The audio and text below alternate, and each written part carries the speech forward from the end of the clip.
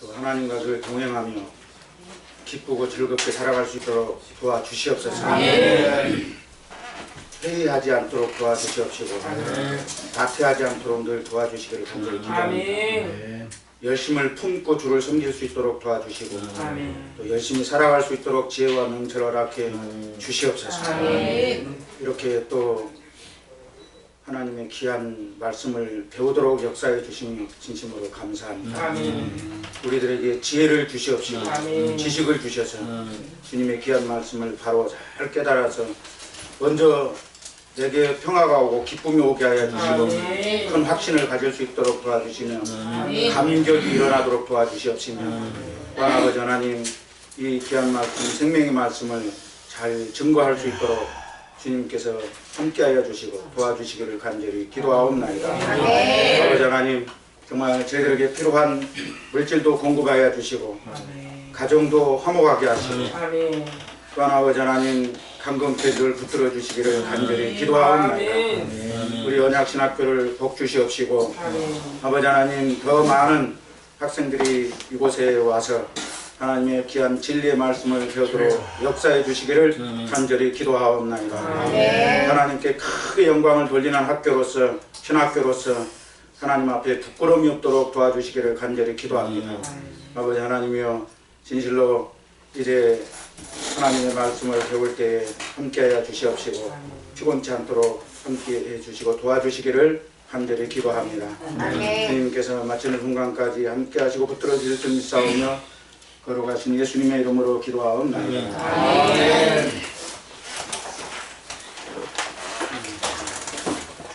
지난 시간 히브리서 2장에 중요한 일들을 제가 했었는데 여러분들 교회에 대한 것을 난 이해를 합니다. 이제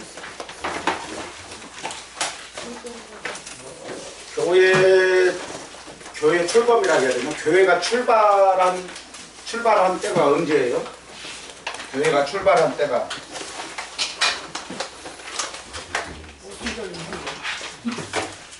교회의 출발. 교회의 출발. 뭐 이런 것이 있어요? 그런 데는 모르지만 교회 출발이 있어요? 9월 9월 예수 그리스도의 십자가의 죽으심과 또 부활과 그 다음에 오순절 성령 오심이죠.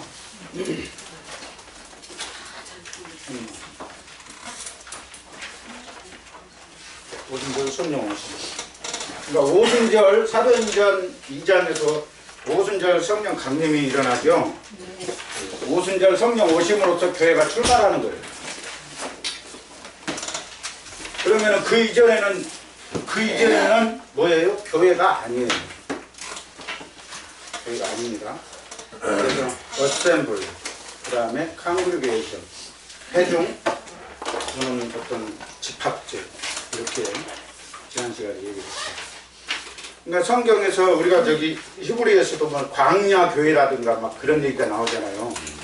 근데 이제 원문으로 들어가면은 광야 교회라는 것을 그렇게 안 해요. 에클레시아라고 하는 이 에클레시아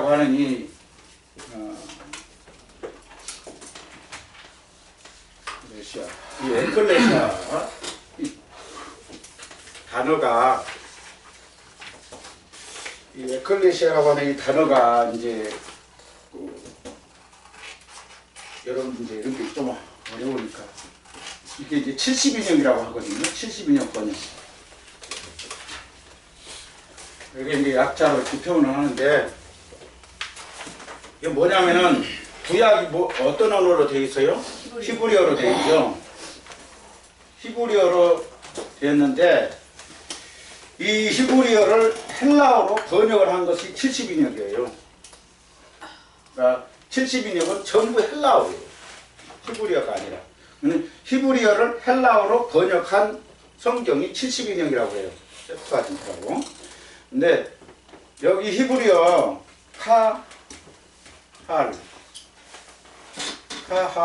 이게 이제 회중이라는 뜻입니다. 모임. 카할. 근데 이거를 72년 번역에서는 에클레시아로 번역을 했어요. 에클레시아로. 그러니까 에클레시아는 교회 아니냐 이렇게 해가지고 우리나라 성경 번역할 때 교회라고 번역을 해버렸어요. 근데 이거는 잘된 번역은 아니에요. 그냥 광야의 회중이라고 하는 것이 더 맞는 거죠. 근데 이제 그게 히브리서 2장에서 이제 나왔었지. 히브리서 2장. 히브리서 2장 몇 절이었죠?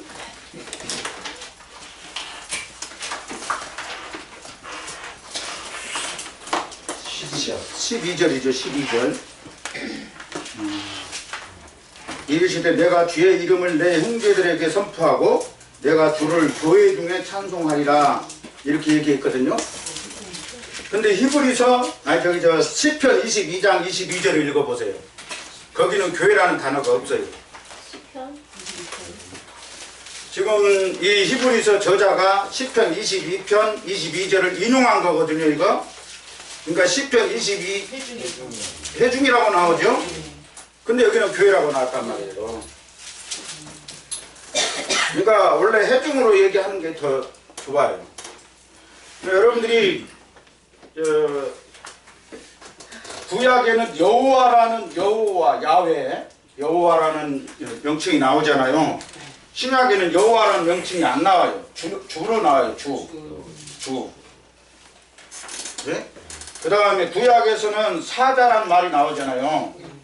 근데 여기는 이제 신약에서는 천사라고 이제 바뀌어요. 이렇게. 아까 얘기한 대로 물이라고 이제 회중이라고 나왔었잖아요. 회중이라고 나왔는데 또 물이라고 이제 얘기를 했는데 무리 중에 그렇게 이제 나왔는데 여기는 또 신약에서는 교회라고 이렇게 번역을 해놨어. 번역을 이렇게 해놨다고. 그러니까는 이제 이렇게 돼버리면은 안 된다고. 교회 출발은 예수 그리스도의 십자가의 죽으심과 부활, 오순절 성령 오심으로 교회가 시작이 된 거거든요. 그럼 이 근거가 있어야 돼. 이 근거가. 어떻게 해서 이렇게 이걸 근거로 이렇게 확실하게 말할 수 있느냐? 그게 이제 마태복음 16장 18절이었죠. 읽어봅시다. 시작. 내 교회를 내가 이 반석 위에 내 교회를 세우리니 음보의 권세가 이기지 못한다. 내 교회라고 했죠. 마이 처치. 내 교회를 세우리라 해요. 세우리라. 아직 안 세운 거예요. 세우리라. 그러면은 광야의 그 구약에 이미 교회가 세워졌다고 한다면 예수님께서 내 교회를 세우리라 하는 말이 맞지가 않잖아요. 그러니까 구약에 교회가 있으면 예수님이 구약의 어느 한 시점에 또 시편이나 또는 무슨 모세나 다른 그런 글을 인용해가지고 구약에 교회가 있었는데 그 교회를 내가 지으리라 그렇게 말하는 게 좀 그러잖아요. 그러니까 구약에 그런 교회가 있는데 그 교회와 다른 내 교회를 세우겠다 그렇게 하면 좀 말이 될 수가 있죠. 그러나 구약의 교회라고 하는 이 교회는 일반적으로 보편적으로 에클레시아 헬라세계에는 에클레시아가 이제 무리 회중을 갖다가 교회라 그렇게 얘기를 했어요. 그러니까 이스라엘 백성 구약 이스라엘 백성들이 그 출애굽하는 그 과정 그 무리들이 에클레시아예요. 그러니까 무리라고 하는 거 아까 이 시편 22편 22절이 잘된 번역을 볼 수가 있죠. 근데 그게 이제 히브리서에서는 인용할 때는 교회로 번역을 했는데 교회라고 하는 것보다도 무리라고 하는 것이 회중이라고 하는 것이 더 잘된 거다. 자, 히브리서를 읽으면서 여러분들이 확 느껴야 되는 것이 뭐냐면은 구약에서 구약에 있는 말씀이 신약에서 어떻게 성취가 되느냐, 어떻게 이루어지느냐, 요거를 잘 이해해요. 근데 이 부분이 굉장히 연약해. 이 부분이 굉장히 연약해.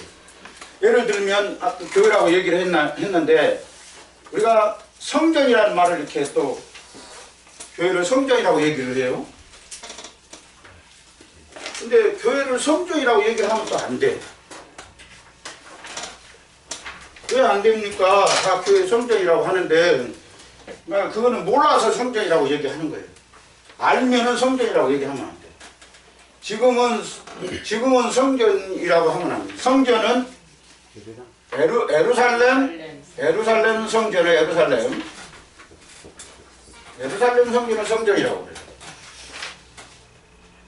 근데 이 예루살렘 성전이 무너졌잖아요. AD 70년에. 이거 굉장히 중요해요. AD 70년에. 그러니까 성전이 있다는 게 없어요. 그래도 성전 얘기하면 안 돼요. 자, 그럼 이 땅이 건물로서 성전은 없는 거예요. 예루살렘 성전, 건물로서는 성전이 없어. 이 성전이 어디로 오느냐? 성도에게로 와. 예수 믿는 성도에게로. 그러니까 예수 믿는 성도들이 성전이 된 거예요. 왜 성전이 되느냐? 하나님이 믿는 성도들에게 머무르시니까.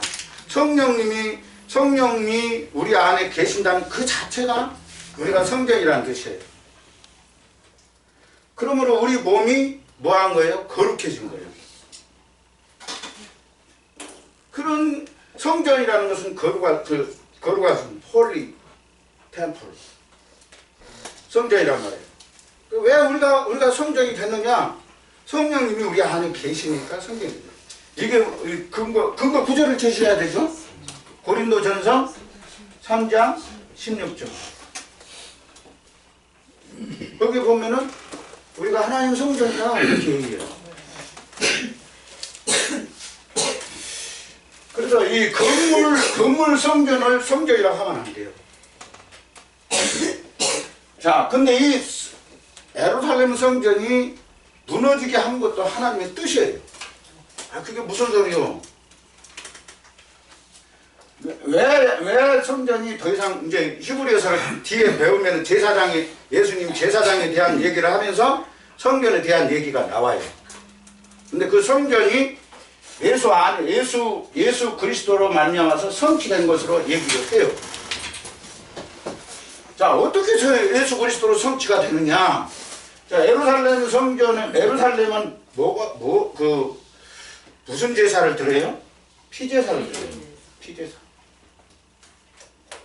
그러니까 성전하면 피제사가 딱 떠올라야 돼. 제사장이 있잖아. 예수 그리스도가 제사장이에요. 멜기세덱 반차의 제사장. 근데 왜 예수님이 제사장이냐? 자, 제사장은 어느 지파에만 제사장이 돼요? 레위 지파만. 이게 법이요. 이게 레위 지파만. 레위 지파만 제사장이 될 수가 있어요. 다른 지파에서는 제사장이 되고 싶어도 못 돼. 하나님이 그렇게 법을 내서. 근데 예수님은 어느 지파 사람이에요? 유다 지파 사람이에요. 유다 지파. 그러니까 유다 지파 사람인데 어떻게 제사장이 될 수 있느냐? 요거 이제 설명한 것이 히브리서라니까요.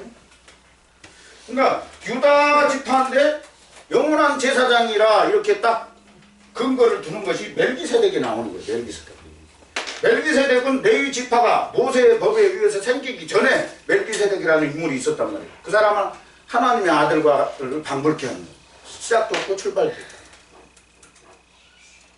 그러니까 거기에 따른 예수님의 제사장이다. 이걸 기가 막히게 누가 설명하냐면 바울이 설명해요. 그러니까 바울이 유대교에 능통한 사람이에요. 아볼로도 사도행전에 보면은 아볼로도 구약에 능통한 사람이지만은 사도반을 못 따라가요. 유대교에 대한 학문을 다 깨뚫고 있는 사람입니다. 헬라의 학문도 다 깨뚫고 있는 사람입니다. 그런데다가 또 기독교에 대한 학문도 다 깨뚫고 있는 사람입니다. 그러니까 바울을 따라가지고 없어.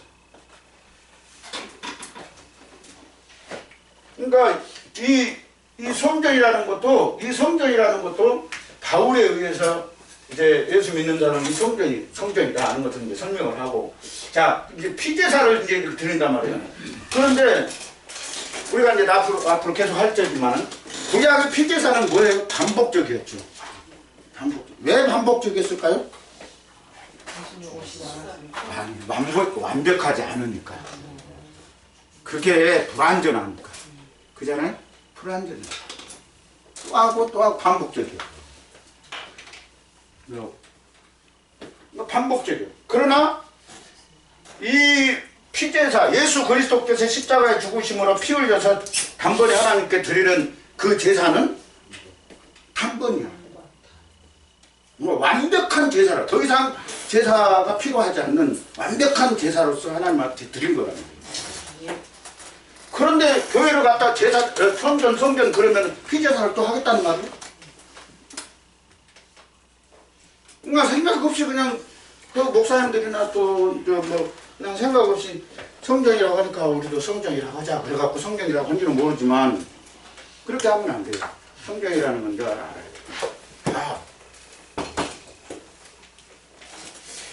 자, 그래서 이제 교회에 대한 출발점이 이렇게 되는 거예요. 교회는 뭐예요? 교회는 믿는 성도들이 교회예요. 성도들.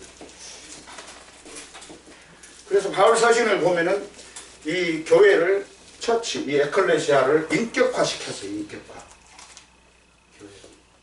사도행전이나 바울 서신을 보면은 교회에게 교회 이렇게 인격화해요.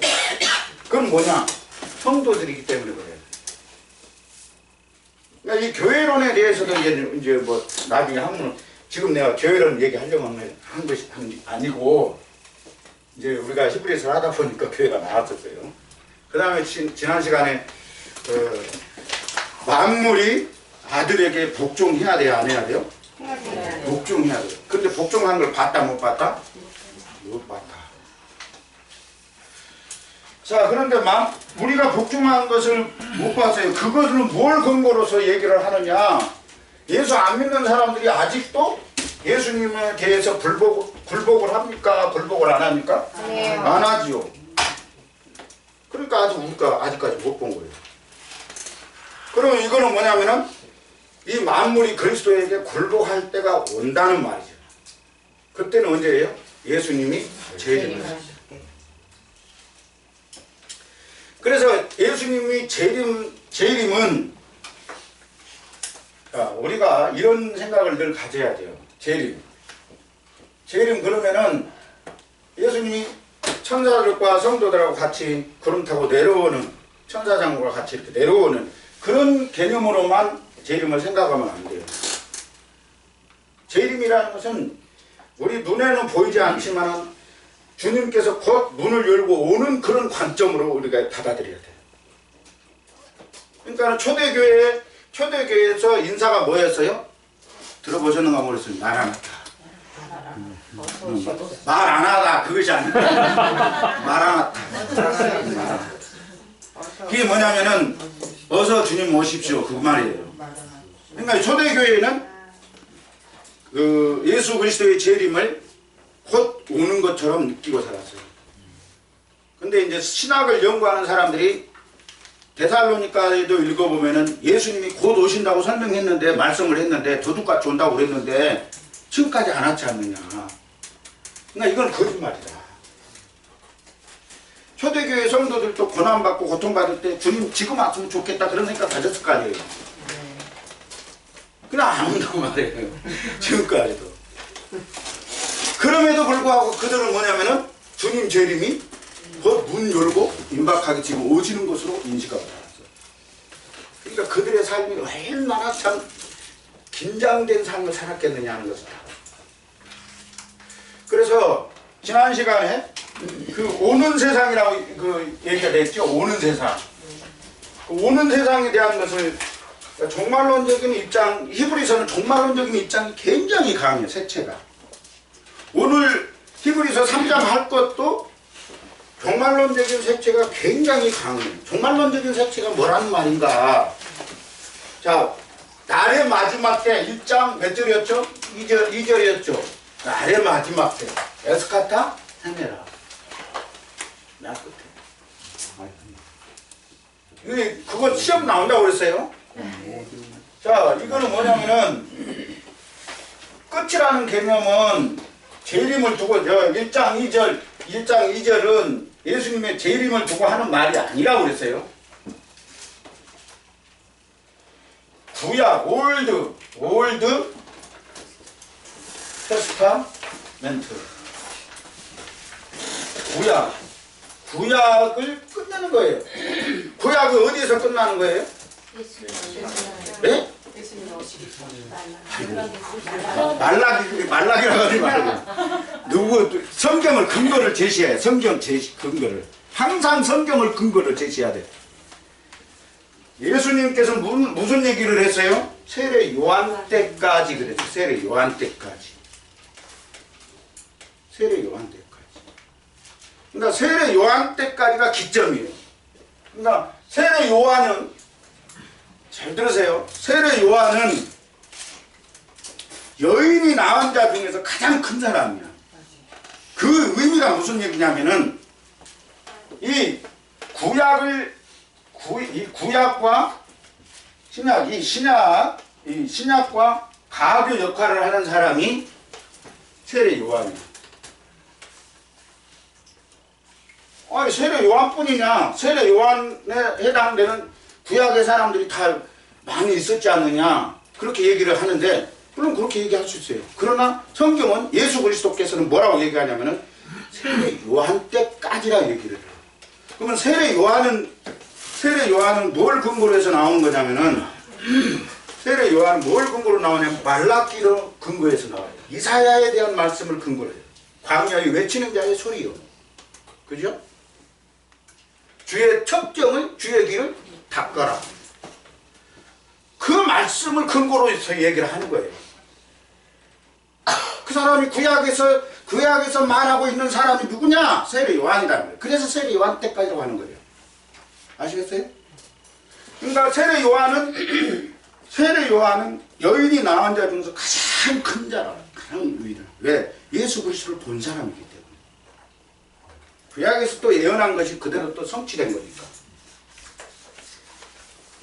그런데 하나님 나라에서는 뭐예요? 가장 작은. 하나님 나라에서는 우리가 제일 큰 자다.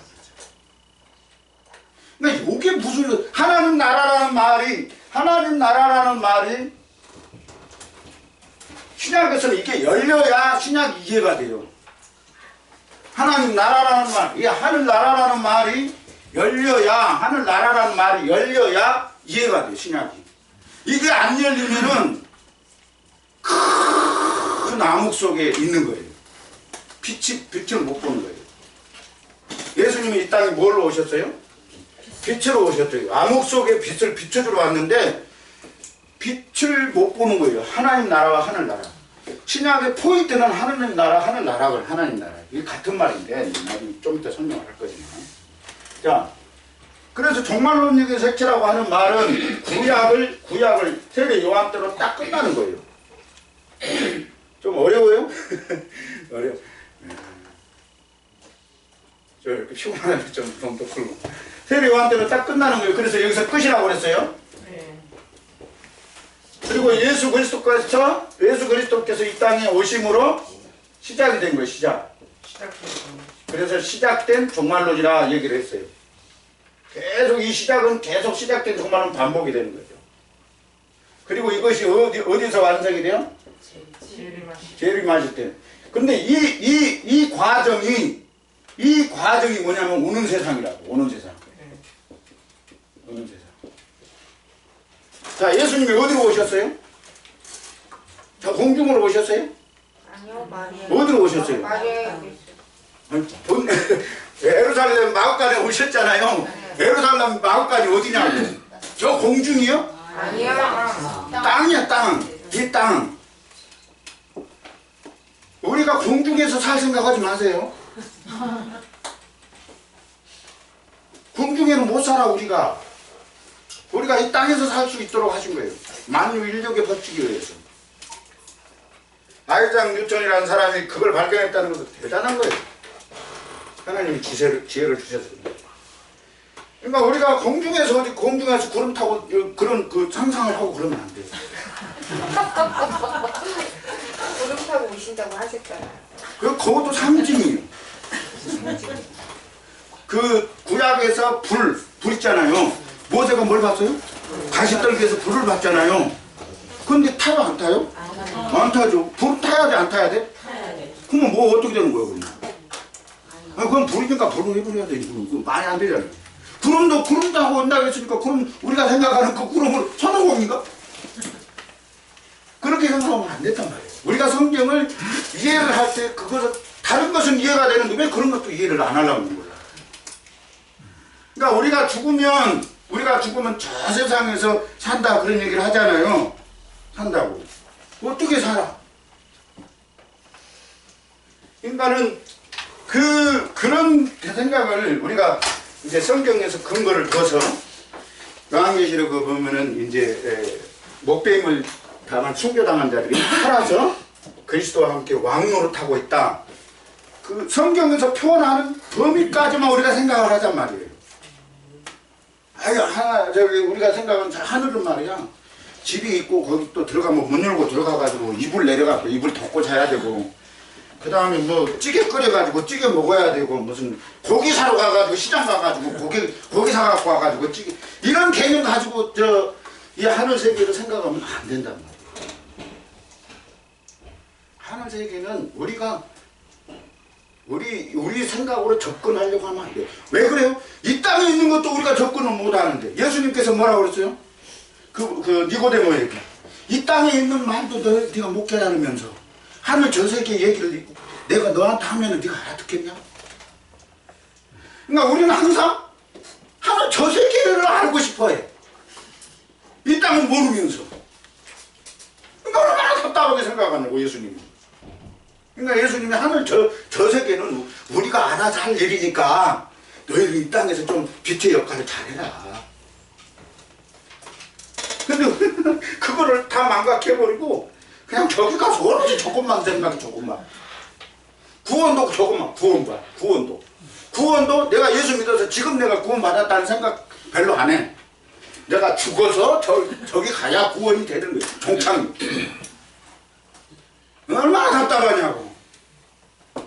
그러니까 예수님이 제자들하고 같이 있으면서 유대인들하고 사람들하고 같이 있으면서 속이 터지는 거지. 그렇게 얘기를 해도 못 알아듣느냐.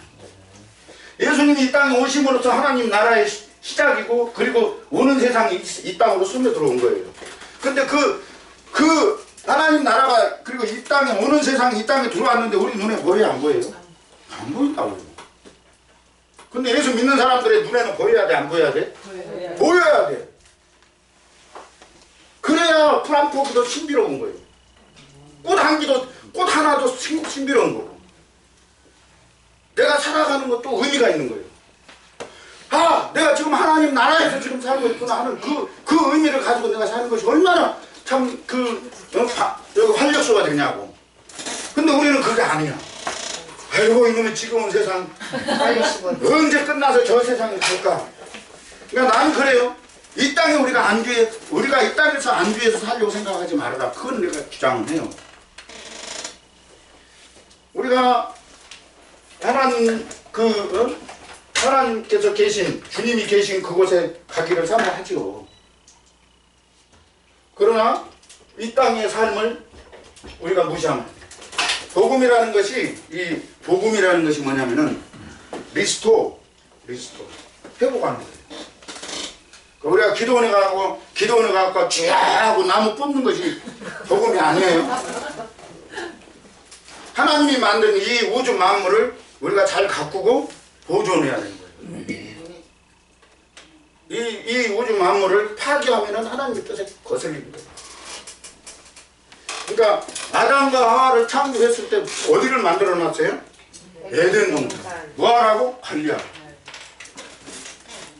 근데 우리는 이 하나님 우주 만물을 다 때려 부시지요. 기도를 하더라도 속이 시원하게 그냥 뭐를 부러뜨려야 그냥 되는 식으로 그렇게 하면 안 되죠. 그러니까 오는 세상 모든 만물이 그리스도에게 복종하는 것이 우리 눈에 보여야 하나, 또 그렇게 해야 되나. 아직까지 그렇게 우리가 하지 못한 것을 보니까 그게 뭐예요? 한마디로 말하면 우리가 속으로 탄식하는 거죠. 예수 그리스도의 재림을 기다리는 거죠. 자, 이제 그 2장에서 된 중요한 것은 이제 그런 관점이고 3장으로 넘어갑시다. 3장 너무너무 중요한데 오늘은 안식일 문제에 대해서 안식일이 아니라 안식에 대한 문제는 자, 3장 7절에서 3장 보세요. 3장 7절에서 4장 11절까지 어디에서부터? 3장 7절에서 4장 11절까지 이 안식에 대한 논의, 안식에 대한 논의. 제가 이 3장까지 그 프린트해서 드렸죠. 4장은 내가 오늘 드려야 되는데 못 가져왔어요. 2장까지밖에 안 돼요. 2장까지밖에 안 돼. 아니야, 여기 있어. 안 줘서 빨리 찍어. 이거 지난주에 한 장 납작어 드린 거 그거예요. 이렇게 2개밖에 안 돼. 자, 그래서 내용을 보면은 내용을 읽어보면 자, 3장 7절 읽어봅시다. 시작. 그러므로 성령이 이루신 바와 같이 오늘날 너희가 그의 음성을 듣거든. 아멘. 또 8번 8절. 구하심을 교통하여 강야에서 시험하던 때와 같이 너희 마음을 강하게 하지 말라. 자, 그 다음에 9절. 너희를 따라 시험하여 지도하고 사실 동안에 나의 행사를 원한다. 10절. 그러므로 내가 예수를 위하여 가게 저희가 항상 마음이 용기여 내 일을 예. 그리고 예.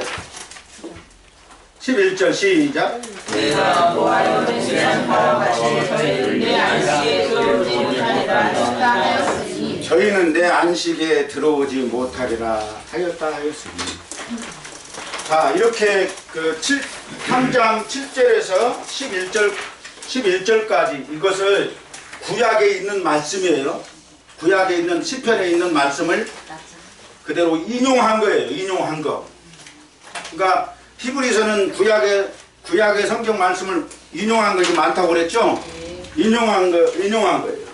그러면서 거기서 말을 하려고 하는 것이 뭐냐면은 안식에 들어오지 못하리라. 그러니까 안식에 들어오지 못하는 말이 뭐냐? 이건 안식에 대한 문제는 다음 시간에 하고요. 오늘은 모세하고 하나님의 아들 예수 그리스도와의 관계에서만 설명하겠어요. 이게 굉장히 중요하기 때문에. 자, 그래서 3장 1절 한번 읽어보겠습니다. 시작.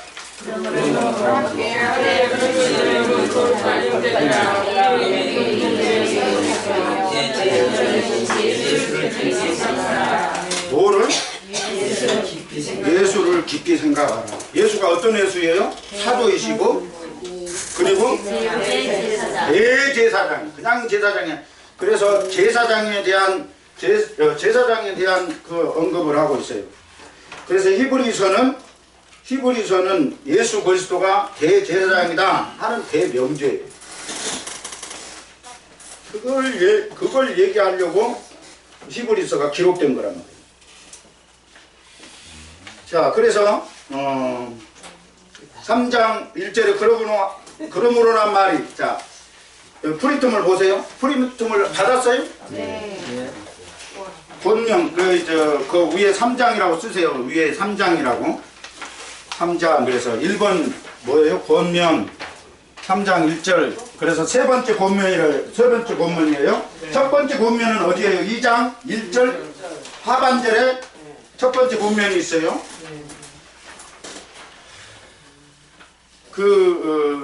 무시하지 말아라. 등한히 여기지 말아라. 그렇게 얘기를 했죠. 그 다음에 2장 3절에도 두 번째 경고를 했는데 이번에는 3장 1절을 이렇게 해서 세 번째 권면을 했어요. 권고, 경계 그렇게 해서. 자, 1번 그러므로 그래서 호덴인데 호덴. 그래 호라고 하는 이 말하자면 형용사하고 덴이라고 하는 것은 합성어가 된 거야. 그래서 헬라에서는 그 결론을 얘기할 때는 운 그래요. 운. 그러므로 그렇게 해야 되는데 호덴 이렇게 나왔어요. 그래서 이 호덴이라고 하는 것은 뭐냐면은 여기 이제 제가 이제 적어놨어요. 전접을 하게 가지고 인클리틱으로 호와 전접어 덴에서 유래된 고대 관계 부사이며 장소 마태복음 12장 21호 호덴이 나오고 근원이라는 의미로서 요한일서 2장 18절 그리고 본문과 히브리서 여러 곳에는 2장 17절 7장 25절 8장 3절 9장 18절 11장 19절에서는 원인을 나타내요. 이게 호덴이라는 것이 원인. 그래서 for this reason 2장 그 NIV 성경에 보면 2장 17절에 보면 호덴을 for this reason으로 이렇게 있어요. 그러니까 이러한 이유 때문에 이러한 이유로 그런 얘기를 해석하면은 함께 하늘의 부르심을 받았으므로 하늘의 부르심을 받았으므로 뭘 하라? 깊이 생각하라. 누구를 생각하라는 거예요? 예수 그리스도를 깊이 생각하라. 자 2번 하늘의 부름이라고 했는데 이 안소니 안드루 호쿠마 제가 읽으라고 그랬죠. 호쿠마라는 말이 히브리어로 지혜라는 뜻인데 그런 의미가 있어요. 그래서 이 양반이 1913년에 태어나가지고 10월 17일 태어났어요. 1988년에 돌아가셨어요. 근데 이분이 주석을 해놓기를 제가 호쿠마 주석 읽으라고 그랬죠? 네. 하나님이라는 명칭 대신에 하늘이라는 용어로 즐겨 사용하고 있다고 주석을 해놨어요. 그래서 6장 4절 하늘 나오고 8장 5절 다 나중에 확인해요. 지금 시간 없으니까 9장 23절 11장 16절 12장 22절 보면 다 하늘이라는 말이 나오는데 다니엘 이제 거기 하늘을 뭘로 생각하라? 하나님으로 생각하라. 하늘이 우리를 불렀다는 말은 좀 그러잖아요. 하나님이 우리를 불렀다고 얘기를 하는 것이죠. 이제 주석이 그렇게 얘기를 하는 거죠. 자, 이건 좀 더 가사를 설명을 해야 돼요.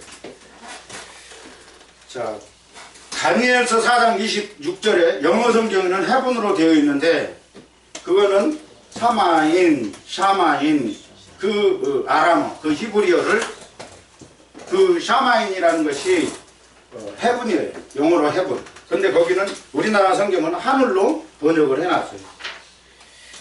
자, 이제 그거는 이제 지금 무슨 소린가 지금 이해가 안 가더라도 나중에 설명해 드릴 테니까 좀 참고 계세요. 3번. 거룩한 형제들아. 3장 1절은 거룩한 형제들아 이 표현이 나오죠? 이 표현은 신약 성경 본서에서만 한번 나온다. 그 다음에 4번. 믿는 돌이라고 그랬죠? We confess. We confess. confess가 이제 신앙 고백이란 말이에요. 그러니까 믿는 돌이란 말이, 믿는 돌이 way of believe. 이 믿음의 길이란 말인가? 이건 아니란 말이에요. 뭐예요? confess. 우리가 신앙 고백하는 거예요. 우리가 예수 그리스도가 하나님의 아들이라고 하는 이 신앙 고백을 우리가 하는 거죠. 그 다음에 5번 사도이신 예수 누가복음 22장 29절 요한복음 17장 3절 어떤 개념으로서 사도냐? 하나님이 나를 뭐했다? 보냈다. 아포스톨로스 샌드 하나님이 나를 이 땅에 보내셨다. 그것처럼 나도 너희들을 뭐한다? 보내겠다. 그런 말씀이 누가복음 22장 29절 17장 3절. 그래서 성부 하나님으로부터 보냄을 받았다는 의미의 사도라이신 예수란 말이. 6번 대제사장이신 예수. 대제사장이신 예수 3장 1절은 2장 7절과 연결. 히브리서의 대주제다. 여기 밑줄을 그어놓으세요. 그래서 예수님이 제사장이다 라고 이렇게 시작한 것이 어디냐면은 2장 7절이에요. 그 1장 2장 6절까지는 그 표현이 없어요. 그 표현이 없고 2장 7절에 가서 이제 예수님이 대제사장이다 하는 그런 얘기를 하는 거예요. 그래서 이제 3장 1절은 대제사장에 이제 이렇게 나왔는데 그 대제사장이라는 부분, 이 제사장 예수님이 왜 제사장이냐, 왜 대제사장이냐, 요거 설명할 때 요거 이제 꼭 필요한 거예요. 그래서 히브리서 대주제고. 그 다음에 결론. 자, 시작. 하늘의 부르심을 받았으니 예수를 깊이 생각하고 본면하고 있다. 그러니까 본면이란 말이에요. 깊이, 예수를 깊이 생각하라. 예수가 사도이시고 대제사장이시다. 그리고 우리가 예수 그리스도가 나의 구주로 나의 하나님이라는 신앙 고백하는 이 고백을 하는 거예요. 자, 2번. 이제 오늘 하려고 하는 가장 큰 중요한 것이 2번이에요. 시작. 모세보다 더 태어나신 예수. 그래서 3장 2절로 17절. 17절. 3장 2절로 17절. 자, 1번 한번 읽어봅시다. 시작. 그는 자기를 세우신 이에게 충성하기를 모세가 하나님의 온 집에서 한결같이 충성하였으니. 근데 새로 번역된 것은 신실했다, 신실이라는 말로 했는데 충성했다는 말이 더 좋아요. 충성했다. 자, 여기에 보면은 모세 충성했다. 그 다음에 2번 읽어봅시다. 시작. 예수님이 모세보다 더 탁월하신 이유. 그래서 헬라 원어를 보면 가르라는 게 이제 나와요. 그래서 왜 예수님이 모세보다 더 탁월하냐? 이제 첫 번째 집으로 예를 들었어요. 집으로 1번 시작.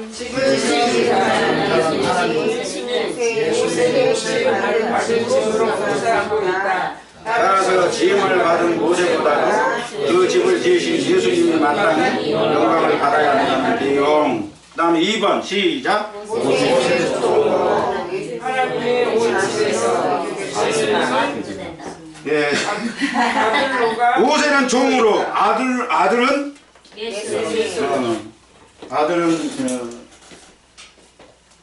예수님으로 그래. 그러니까 예수님은 아들로 그렇게 표현했어요. 하나님의 집의 아들로. 그리고 모세는 종으로, 하나님의 집의 종으로. 자, 그 다음에 3절 읽어볼까? 시작. 우리가 소망의 마시가 사랑을 끝까지 지켜주시며 우리는 뭐예요? 그의 집이다. His house. 그의 집이다. 자, 그런데 이제 오늘은 여기 그 6절까지를 얘기를 하려고 그래요. 자, 모세 때 하나님의 집은 어떤 거였어요? 모세 때 하나님의 집이라고 그랬잖아요. 그러니까 모세는 하나님의 집에서 종으로 신실하게 충성을 했는데 모세 때 하나님의 집이 있었어요? 하나님의 집은 자, 여러분들이 성경에서 하나님의 집이라고 나오는 그것에 대해서 여러분들 굉장히 신경을 써요. 이거 시험에 나옵니다. 하나님의 집이 뭐냐 이걸 설명하라 그러면 설명을 해야 돼요.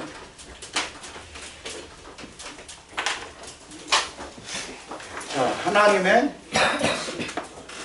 집. 자, 그런데 모세는 하나님의 집에 무엇으로 했다고요? 종으로 충성을 했단 말이에요. 근데 하나님의 집이 모세 때 하나님의 집이 어떻게 있었어? 거기 내가 적어놓으니까 이스라엘 백성이라고 그랬지. 거기 적어놓으니까 하나님 백성이라고 그랬지. 여러분들이 그 하나님의 백성들이 뭐예요? 하나님의 집이에요. 건물 개념이 아니라니까. 건물 개념이. 우리는 하나님 집 그러면 항상 건물 개념으로 생각을 해요. 물론 건물 개념으로 표현한 것이 있지만은 그러나 그 건물 개념이 사람이라는 것을 여러분들이 기억을 해야 돼요. 그래서 하나님께서는 모세를 애굽으로 보낼 때 누구 백성을? 내 백성을 구해라. 출애굽시켜라. 그러니까 그 이스라엘 백성들이 하나님의 집이란 말이에요. 이게 열려야 돼. 이 안목이 열려야 돼. 아니 모세 시대 때는 이스라엘 백성들을 끌고 오느라고 고생 많이 했는데 무슨 집이 있었나? 법조에 이렇게 이제 레이 지파라 이제 법계 짊어지고 오고 장막 입고 뭐 그렇게는 있었지만은 해막 입고 그렇게 있었지만은 그것도 이제 하나님의 집으로 이제 얘기를 할 수 있죠. 하나님의 집이라고 할 때는. 그러니까 자 이제 이스라엘 백성들을 지금 여기서 얘기를 하고 있는 거예요. 그 다음에 이게 왜 그러냐면은 예수님은 하나님의 집을 뭘로 생각하냐면은 믿는 성도들을 하나님의 집으로 말씀을 하고 있어요. 뭐라고요? 예수님은 믿는 성도들을 뭘로 표현한다고요? 하나님의 집이다 그런 말이에요. 끝까지 너희들이 붙잡고 있으면 너희들이 곧 뭐다? 그의 집이다. 그 애가 뭐예요? 그 애가 하나님이란 말이에요. 하나님의 집이다. 뭐를 끝까지 붙잡고 있어야 돼요? 예수 그리스도를 믿는 그 신앙, 그 믿음을 끝까지 붙잡고 있으면 너희들이 그의 집이다. 그게 성도예요. 그게.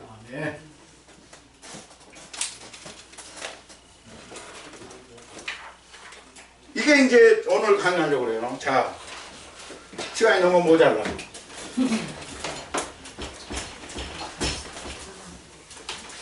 그래서 자 보세요.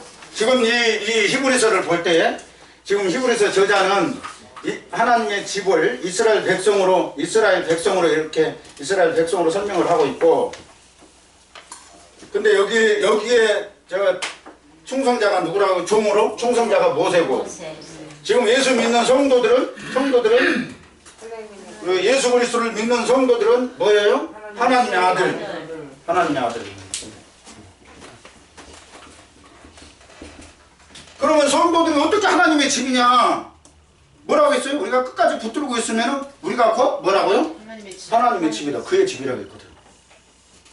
그러니까 그의 집을 갖다가 뭘로 설명을 할 수 있냔 말이에요. 여기서 예수 믿는 성도들을 끝까지 붙잡고 있는 그들을 성도들이잖아요. 그 당시로 돌아간다면 바울과 유대 기독교인들 그러잖아요. 그 사람들이 예수 그리스도의 복음을 듣고 예수 그리스도의 나의 구주, 나의 하나님의 아들로서 그 컨페스 신앙 고백되어진 그 사람들이 끝까지 붙들고 있으면 그 사람이 곧 뭐다? 하나님의 집이다. 그런데 이스라엘 백성들은 모세가 책임졌다면 지금 하나님의 백성들 누가 책임진다고요? 하나님의 아들이. 비교가 돼요? 그러니까 이런 생각하면은 우리가 늘 울어도 눈물로서 못 갚는 거예요. 그러니까 예수님이 우리를 어떻게 관리하셔요? 여러분 한 사람 한 사람 예수님 지금 다 관리하고 계세요. 아니 나 안 가, 예수님 관리 전혀 안 하는 것 같아요. 나 그거 못 느끼겠는데 뭐 어디 와가지고 무슨 뭐라고 한 적도 없는데 그러면 안 돼요. 예수님이 어떻게 성령으로 우리들에게 관리하고. 근데 우리만 관리하는 것이 아니라 우주 만물을 관리하고 계셔요. 그렇기 때문에 하나님이 이 우주 만물을 만들어 놓으시고 그거를 관리를 안 하시면은 이미 끝나버려요. 그렇기 때문에 세상 속에서의 죄를 억제하고 세상 속에서의 죄를 더 이상 번지지 못하게 하는 것도 다 성령으로서 역사하신 거예요. 이게 계시의 눈이에요. 자, 그래서 여러분들이 여기에 밑줄을 잘 그어놓아야 되는데 뭐냐면은 6절이 자, 시작. 그리스도는 그의 진 맡은 아들로 충성하였으니 우리가 소망을 담대함과 자랑을 끝까지 견고히 잡으면 그의 집이라. 누가 그의 집이란 말이요? 우리가. 그 당시로 가면은 바울과 유대 기독교는 그리스도입니다. 그런데 지금 우리가 이제 이 말씀을 우리가 받아들여서 내가 그의 집이구나. 내가 곧 하나님의 집이다. 그걸 믿으셔야 돼요.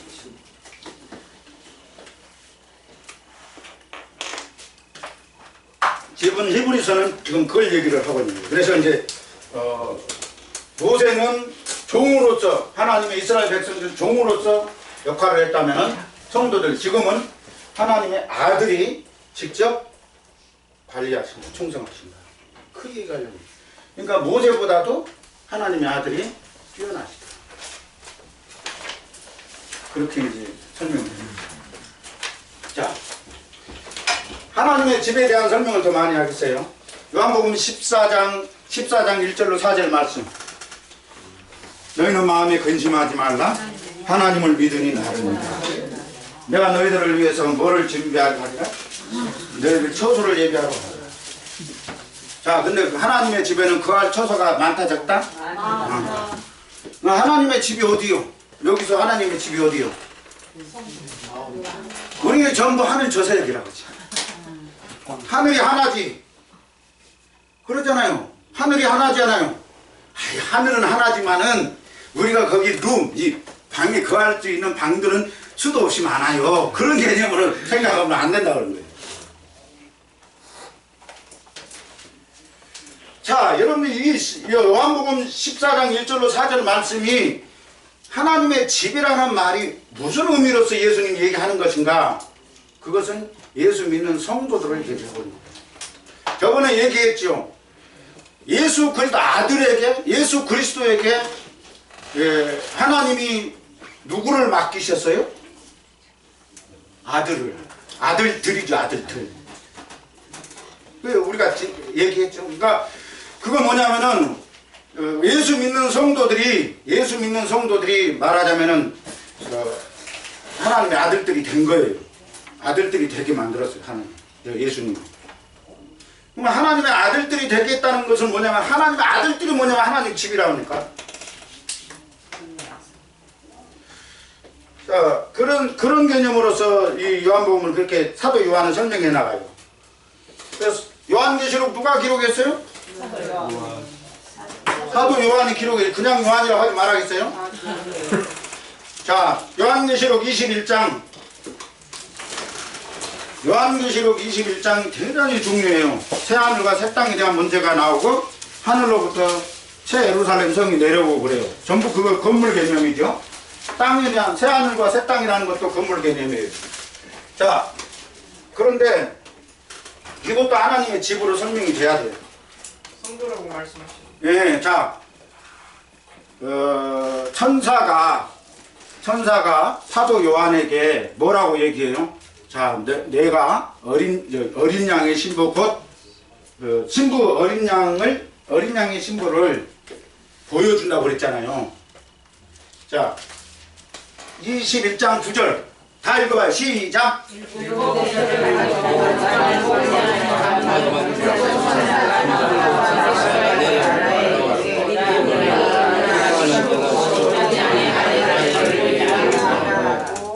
뭘 보여준다고 하는 거예요? 자, 어린 양의 아내 집사람.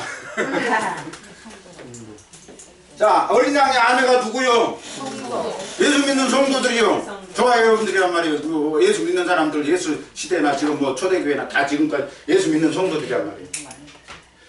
그 어린 양의 신부를 뭐 한다는 거예요? 보여주겠다는 거 아니에요? 보여주겠다.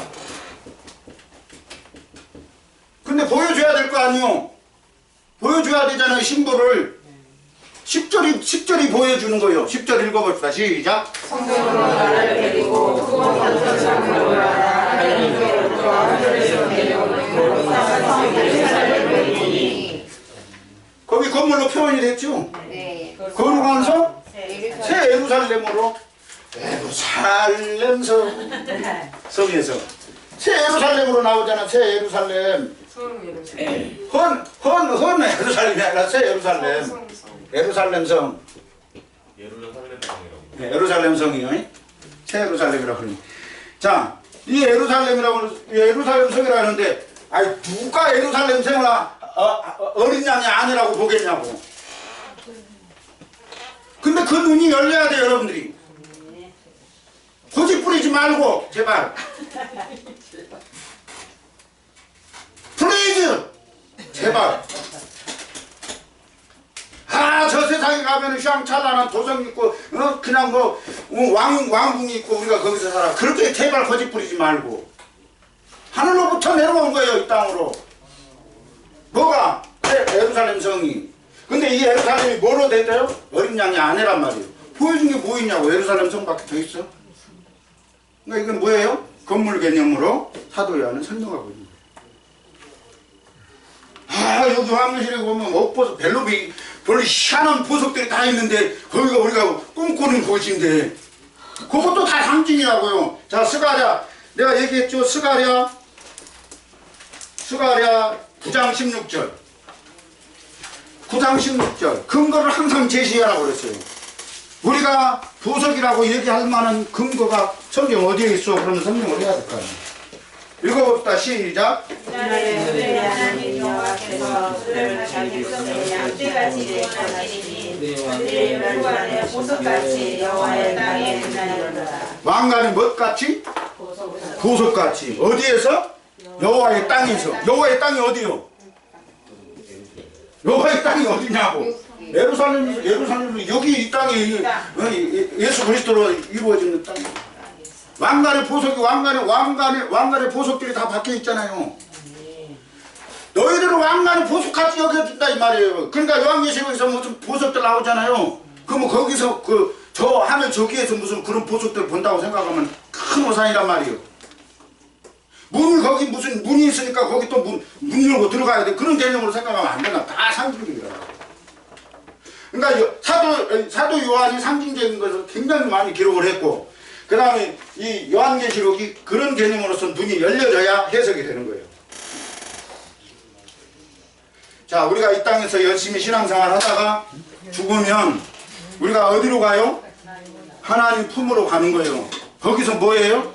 쉬는 거예요. 그리스도와 함께. 그 쉼에 대한 문제가 다음 시간에 얘기한다고요. 안식에 대한 문제. 그 어떻게 쉬느냐? 그건 얘기하지 마. 무슨 뭐야? 요즘 좋은 차 이름이 뭐예요? BMW 타고 다니는 게 아니니까. 구름 타고 다닌다니까 뭐 둥둥 떠다니는 구름. 내가 거기 앉아가지고 무슨 아라비아 그것처럼 생각하지 말고 양탄대 타고 돌아다니는 것처럼 생각하지 말고. 성경에서 말하는 것까지만 생각해. 그 이상은 우리가 생각하지 말아요. 개혁주의 입장이 성경대로예요. 성경대로. 성경이 얘기하는 것을 말하고 성경이 말하지 않으면 말하지 말아야지. 왜 말하지 않는 것까지 자기 멋대로 말하냐고. 그러니까 이상해지는 것이지. 아멘. 성경에서 말한 것만 알아도 우리가 은혜가 넘쳐 살만하고. 그잖아요? 나 성경 너무 부족해요. 그러면은 대단한 교만이죠. 나 성경 다 알아. 도통해가지고는 다 알아버려가지고는 식상이 재미가 없어요. 그런 교만한 사람이 이 땅에 있으면 안 되지. 성경을 알면 알수록 은혜가 넘치고 성경을 알면 알수록 눈물이 나. 어머님이 읽으면 눈물 많이 흘린 거. 왜 울고 눈물을 흘려요? 왜? 내가 잊지 않고 기억합니다. 하고는 제가 지금까지 이 히브리서 강의하면서 여러분들에게 계속 얘기하는 건 뭐냐면은 이 하나님의 나라, 이 나라 이제 하나님 나라에 대한 것을 이제 좀 아직 근처도 못 갔는데 우리가 지금 하나님 나라 속에서 살고 있다는 것을 여러분들이 알아야 돼요. 이 복잡한 세상에서 무슨 하나님 나라입니까? 무슨 아니요. 오는 세상이 이 세상으로 침투해 들어왔다니까요. 그래서 히브리서 2장 지난 시간에 오는 세상이라고 나오는 오는 세상이 그 말이에요. 오는 세상이 있으면 먼 세상이 있어야 돼? 오는 세상도 안 보이고 가는 세상도 안 보이니 답답하지고. 근데 믿는 사람들은 어떻게 해야 돼? 내가 보이라고 해서 보이는 게 아니에요. 예수님이 보여주셔야 되겠죠. 그래서 이제 하나님의 집에 대한 설명을 그렇게 이제 얘기를 했고, 하나님 나라에 대한 하늘 나라에 대한 것을 오늘 얘기하려고 그랬는데 시간이 벌써 돼가지고. 네, 여러분들을 그건 지금 오한선 목사님이 그 지어내가지고 한 말 아니요? 내가 지어낸 말이 아니요, 성경에 있는 말이에요. 그리고 지금까지 개혁 줄기에 있는 사람들이 이런 성경을 깊이 연구하면서 그거를 좀 밝혀내는 거죠.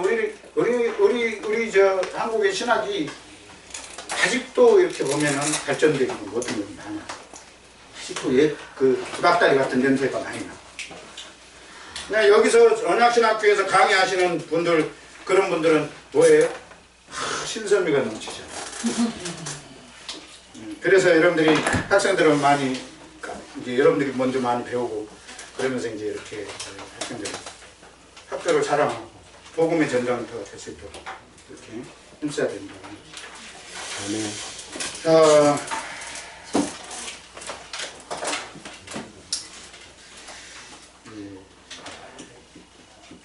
유종숙 사모님 기도하고 마치겠습니다. 하나님 감사합니다. 아버지 모든 것이 아버지 하나님 저희들이 영적으로 육적으로 지쳐 있으니까 그 모든 것들을 주님께서 인도하여 주시옵시고 독수리의 날개 조금 같이 새 힘을 얻어서 더욱 비상할 수 있는 저희 신앙원 학우들이 될 수 있도록 인도하여 주시옵소서.